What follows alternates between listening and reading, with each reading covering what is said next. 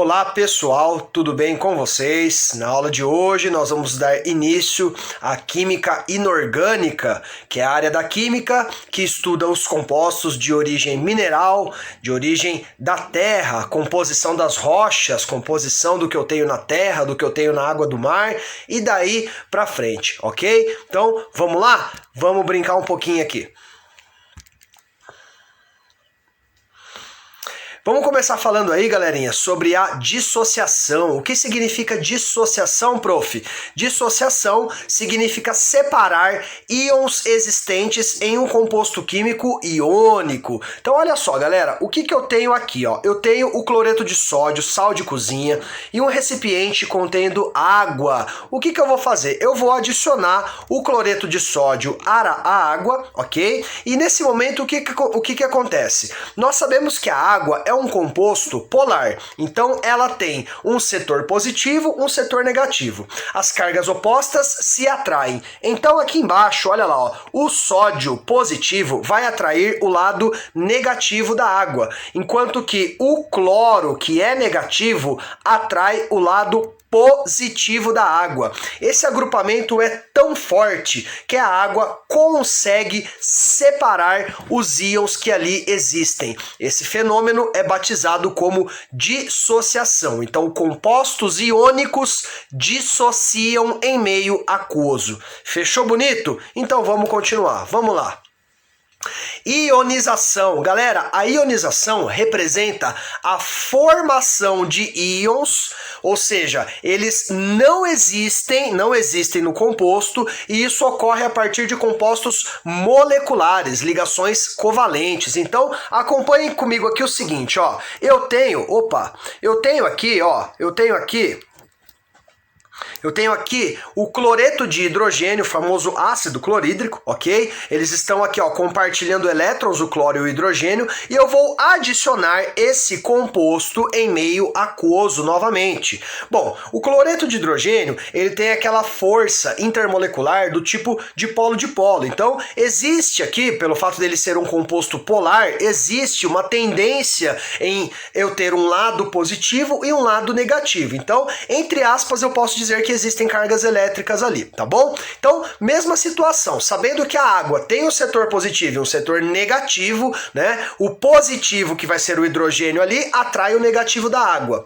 O negativo ali, que é o cloro, atrai o positivo da água. E aí, novamente, eu tenho aquele grupamento que vai separar ali os constituintes. Porém, nessa separação, olha só, meus amigos, ó, olha só que danado que é esse cloro aqui, ó. Nessa separação, o cloro se aproveita da força da água e remove o elétron do hidrogênio. E aí surge ali um H+, e um Cl-. Então perceba, não existia antes o H+, e o Cl-, era um HCl, não é um composto iônico. Então aqui os íons existem após a separação. Então isso é o que a gente chama de ionização, formação de íons provenientes de um composto molecular. Beleza? Definiu dissociação, definiu ionização. Atenção, hein, ó.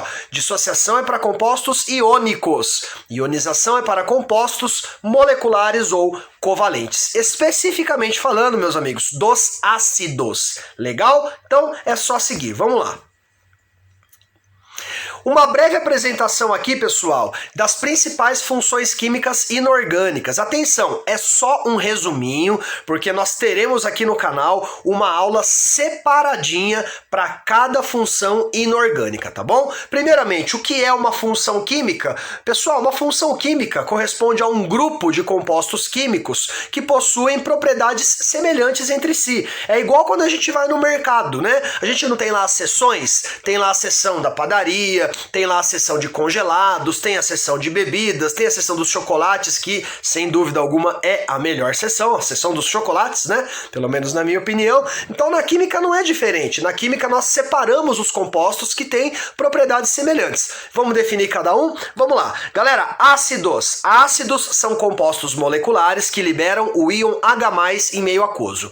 Bases. Bases são compostos inorgânicos, claro, iônicos que dissociam dissociam em meio aquoso, liberando OH-. Sais, compostos iônicos que dissociam, liberando cátions e ânions, tal que estes são diferentes de H+, e diferentes de OH-. Claro, porque se for H+ ou OH- é base ou ácido, beleza? Então, óxidos, compostos binários, onde o oxigênio é o elemento mais eletronegativo do composto, e hidretos, compostos binários com hidrogênio. Professor, se vai ter uma aula separadinha de cada um deles aqui, por que essa breve introdução? Galera, essa breve introdução ajuda na identificação de um composto, pelo menos nessa parte aqui de eletrólitos, porque tem muita questão. Se você pega aí uma lista de exercícios dessa parte, você vai ver que eles já vão falando lá de ácido, base. Então aí não ficaria legal explicar esse pedacinho, explicar todas as funções inorgânicas para depois fazer exercício. Então eu sempre dou essa introdução pro pessoal, só pra gente já ir se familiarizando, beleza? Legal. Então vamos seguir aí, vamos ver o que nós temos. Eletrólitos. Galera, eletrólitos são compostos químicos capazes de conduzir corrente elétrica. Então, suponhamos que nós tenhamos aí a seguinte aparelhagem, né? Uma fonte de energia elétrica, ela está aí, ó, conectada a duas placas de metal. Tem aqui uma lâmpada que eu estou pretendendo acender, ok? E aí eu vou adicionar ali um eletrólito qualquer, eu já vou mostrar para vocês quais são os eletrólitos, ok? Então eu adiciono esse eletrólito, ele ou dissocia ou ioniza, liberando lá os íons, formando os íons, e aí, meus queridos, atenção, toda vez que eu tenho íons livres, olha que bonito o que vai acontecer aqui, olha lá, a corrente elétrica consegue ser conduzida, e nesse caso aí, ó, eu consegui acender a minha lâmpada, beleza? Então, professor, condução de corrente elétrica em solução é resultado do quê? Resultado de mobilidade iônica. Íons livres em solução conduzem corrente elétrica. Fechou bonito? É claro que fechou. Então vamos continuar. Vamos lá. Quais são os eletrólitos que eu tenho que conhecer, prof? Olha lá, primeiro, vamos falar aqui, ó, composto iônico, composto covalente ou molecular e compostos metálicos. Os compostos iônicos, pessoal, eles conduzem corrente elétrica ou no estado aquoso ou no estado líquido, nunca sólidos, beleza? Os compostos covalentes, no caso ácidos e amônia, conduzem corrente elétrica no estado físico aquoso, devido à mobilidade dos íons, né? Como eu disse para vocês. E os compostos metálicos são aqueles que conduzem corrente elétrica líquidos ou sólidos. A gente sabe que os metais são bons condutores, né? Coloca o dedinho na tomada lá para ver o que acontece. Não coloca não. Galera, o único composto molecular capaz de conduzir corrente elétrica quando sólido é o grafite. Então cuidado aí com o grafite. Não pega grafite e coloca na tomada que você toma choque, né? Ah, mas o professor falou que ele é molecular. Tem a sua exceção, tá? Ele apresenta ali uma nuvem de elétrons, né? Grafite tem nuvem de elétrons e aí ele é capaz de conduzir corrente elétrica. Fechou? Beleza, vamos seguir. Então, alguns exemplos aí. A água, pessoal, a água pura não é condutora de eletricidade. Por quê? Ela não libera íons. A água é um composto molecular, é um óxido no caso, né? Ela não é um eletrólito porque não é dissociável, não é ionizável. Ácido sulfúrico, H2SO4, ácido forte, né? Esse composto aqui, ele ioniza em meio aquoso, ele sim conduz corrente elétrica.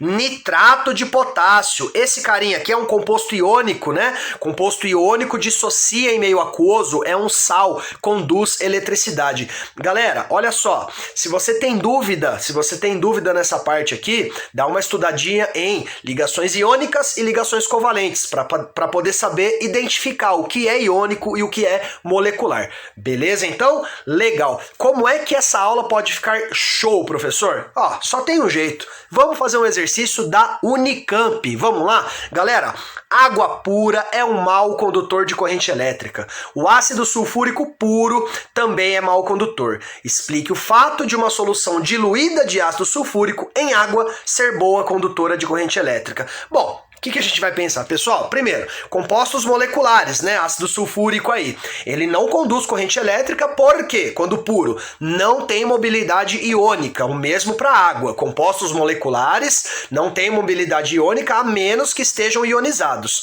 Agora, quando você adiciona ele, ó, ácido sulfúrico em meio aquoso, ele libera o quê? Libera H+, que é a função do ácido, e libera aí o ânion sulfato. Então, mobilidade iônica em meio aquoso garante condutividade elétrica. Agora, pessoal, você quer deixar essa questão aqui, ó, elegante, para o corretor falar assim, esse sabe do que está falando? O legal é a gente escrever assim, ó, ácido sulfúrico reage com, ó lá, ó, mais, ó, reage com a água, produzindo o hidrônio e produzindo o sulfato. Turminha, na nossa aula sobre ácidos, a gente vai se concentrar bastante nessa parte aqui, ó, e eu vou explicar passo a passo para vocês o que é o H+ e o que é o H3O+, beleza? Meus lindos, ó, aquele beijo no coração, bons estudos e até a próxima.